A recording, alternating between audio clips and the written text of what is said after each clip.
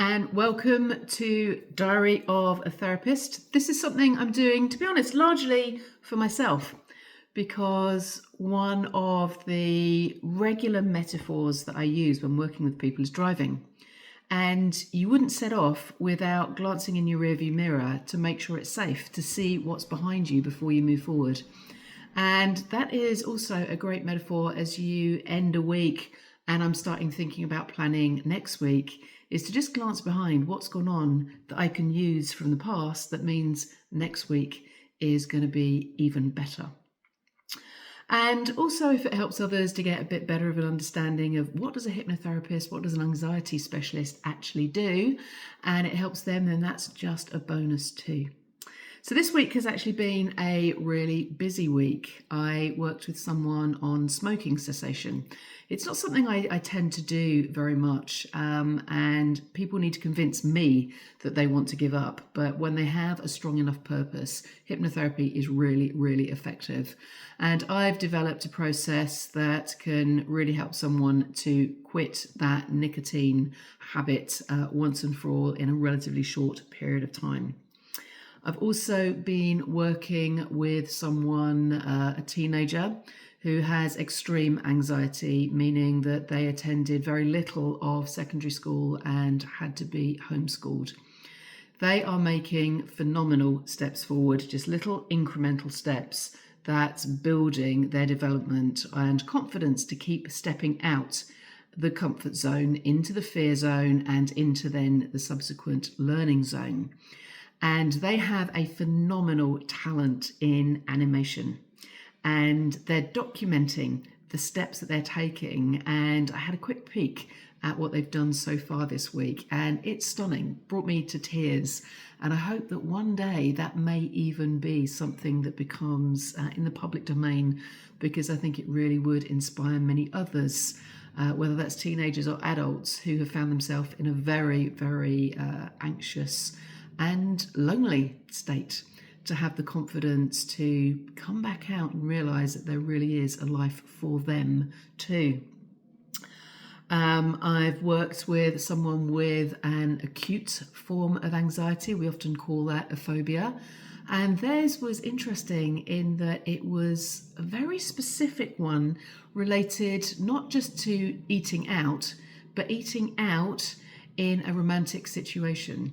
So whenever they were going on a date, they would feel a huge amount of nausea to the point that they often had to actually end the dinner and leave. So obviously very frustrating for them, and really interesting how the mind had come to that being a solution, because in all other ways they were very confident, loved the food, but obviously having a really big impact on the quality of life. And yep, that's working very well too. And they have a date set up for Tuesday next week, which I'm looking forward to hearing how it goes. I had a number of clients this week that I've worked with medical problems. One of them who had to have quite an invasive procedure and needed some emotional support to face that anxiety. And also people who are wanting to use hypnotherapy for healing. It's not something that is perhaps as well known, but the power of the mind is phenomenal. And when you tap into that, it's incredible what can happen. And most people are aware of the placebo effect. That in itself is using the power of the mind, the belief that if you take a tablet, even if it's only a sugar tablet, it can cure you. So obviously it's not the sugar tablet that's doing it, it's the mind. And when you tap into that power, as I said, some phenomenal changes can really come about. And then working with someone yesterday with a very narcissistic parent, and they were carrying a huge amount of shame and guilt of some of the things that had happened to them, and helping them understand that it wasn't their guilt, it was the guilt and shame that had been handed over to them from the parent, and it was time for them to just give it back. They'd only been a custodian of it, and it was no longer theirs to carry. And the change in them, again, in one session, was just beautiful to see. And often when I think back over the sessions that I've run in the week, look at what are the common themes, common tools that I use.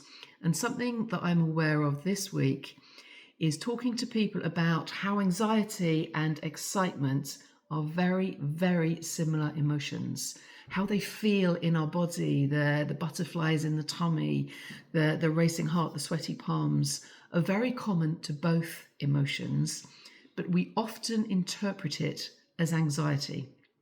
And that's, well, we could argue about what that is. I think it's a social thing, but it's recognizing that quite often it is excitement. And it becomes a choice. And I say to people, it's like you get to a junction. Left is anxiety, right is excitement. Choose which path you want to go down because they're equally as present, but they do lead to very, very different outcomes. And an easy way or an easier way to understand which of those emotions it really is just to stand up really still and think about what the event is that you're considering. If you feel a slight sway forward, that's excitement.